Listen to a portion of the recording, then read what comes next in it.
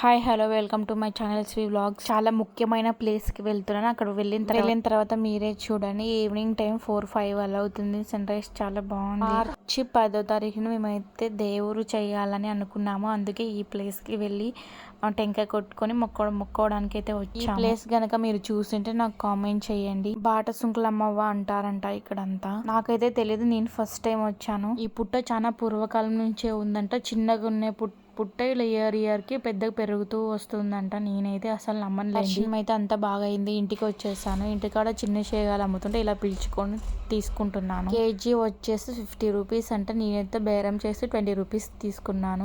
సరే అంత బాగుంది తీసుకున్నాను, డబ్బులు ఇచ్చింది, ఆమె వెళ్ళిపోయింది. నేనైతే దీన్ని చేసుకొని తినాను. అసలు ఏం బాగాలేవు. మావయ్య అయితే అరటి పనుల తోటకెళ్ళి ఇలా గుచ్చులు తీసుకొచ్చాడు. చాలా పచ్చిగా ఉన్నాయి, చాలా తిన్నా బాగున్నాయి. సరే అందరికి బాయ్ బాయ్. ప్లీజ్ సబ్స్క్రైబ్ చేసుకోండి.